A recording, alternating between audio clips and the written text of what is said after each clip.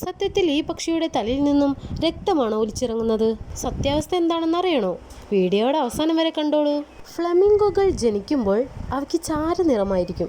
ഇവ കഴിക്കുന്ന ഭക്ഷണത്തിലെ കരോട്ടിനോയിഡ് എന്ന ഘടകമാണ് ഇവയ്ക്ക് പതുക്കെ പിങ്ക് നിറം നൽകുന്നത്. ഭക്ഷണം ശരിയല്ലെങ്കിൽ ഇവയുടെ നിറം വെളുപ്പായി മാറും. മണിക്കൂറുകളോളം ഒറ്റക്കാലിൽ നിൽക്കാൻ ഇവയ്ക്ക് യാതൊരുവിധ പ്രയാസവുമില്ല. മറ്റു പക്ഷികളിൽ നിന്ന് വ്യത്യസ്തമായി ഫ്ലമിംഗോകൾ തല വെള്ളത്തിൽ മുക്കി തലകീഴായി വെച്ചാണ് ഭക്ഷണം കഴിക്കുന്നത്. ഇവയുടെ കൊക്കുകൾ ഒരു അരിപ്പ പോലെ പ്രവർത്തിച്ച് വെള്ളത്തിൽ നിന്ന് ഭക്ഷണം മാത്രം അരിച്ചെടുക്കുന്നു. ഭക്ഷണം കഴിക്കുമ്പോൾ ഇവയ്ക്ക് ശ്വാസം എടുക്കാൻ കഴിയില്ല.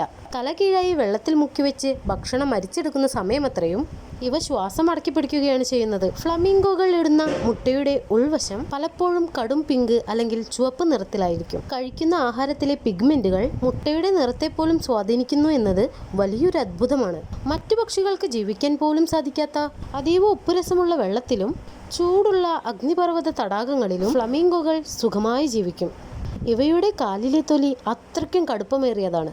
ചുട്ടുപഴുത്ത വെള്ളത്തിൽ പോലും ഇവയ്ക്ക് നടക്കാൻ സാധിക്കും. കുഞ്ഞുങ്ങൾ വിരിഞ്ഞു കഴിഞ്ഞാൽ അച്ഛൻ ഫ്ലമിംഗോയുടെയും അമ്മ ഫ്ലമിംഗോയുടെയും ശരീരത്തിലെ പിങ്ക് നിറം പതുക്കെ മങ്ങി വെളുത്ത നിറമാകും. കുഞ്ഞുങ്ങൾക്ക് ക്രോപ്പ് മിൽക്ക് നൽകുന്നതിനായി ശരീരത്തിലെ മുഴുവൻ ഊർജവും നിറവും അവ ഉപയോഗിക്കുന്നത് കൊണ്ടാണിത്. കുഞ്ഞുങ്ങൾ വളരുന്നതോടെ മാതാപിതാക്കൾക്ക് വീണ്ടും പിങ്ക് നിറം തിരിച്ചു കിട്ടും. ഫ്ലമിംഗോകൾ നിൽക്കുന്നത് പിങ്ക് നിറത്തിലാണെങ്കിലും അവ ചിറകു വിരിച്ച് പറക്കുമ്പോൾ ചിറകിനിടയിൽ കടും കറുപ്പ് നിറത്തിലുള്ള തൂവലുകൾ കാണാം. പറക്കുമ്പോൾ മാത്രമേ ഈ കറുപ്പ് നിറം കാണാൻ കഴിയൂ. ഇനി നമുക്ക് വീഡിയോയുടെ തുടക്കത്തിലുള്ള ചോദ്യത്തിലോട്ട് വരാം. ഈ ചിത്രങ്ങൾ കാണുമ്പോൾ ശരിക്കും ചോര കുടിക്കുന്നത് പോലെ തന്നെ തോന്നും, അല്ലേ? എന്നാൽ സംഗതി അതല്ല. സയന്റിഫിക് ആയി ഇതിന് പിന്നിൽ വളരെ രസകരമായ ഒരു കാരണമുണ്ട്. അത് ശരിക്കും ചോരയല്ല. ഫ്ലമിംഗോകൾ കുഞ്ഞുങ്ങൾക്ക് നൽകുന്ന ക്രോപ്പ് മിൽക്ക് എന്നൊരു ദ്രാവകമാണത്. ഫ്ലമിംഗോകൾ കഴിക്കുന്ന പായലുകളിലും ചെമ്മീനുകളിലുമുള്ള ചുവന്ന നിറം, അതായത് കരോട്ടിനോയിഡ്സ്, അവയുടെ ശരീരത്തിൽ നിന്ന് ഈ പാലിലേക്കും കലരുന്നു. അതുകൊണ്ടാണത് കടും ചുവപ്പ് നിറത്തിൽ കാണപ്പെടുന്നത്. ദൂരെ നിന്ന് നോക്കുമ്പോൾ ചോര കുടിക്കുന്നത് പോലെ തോന്നും.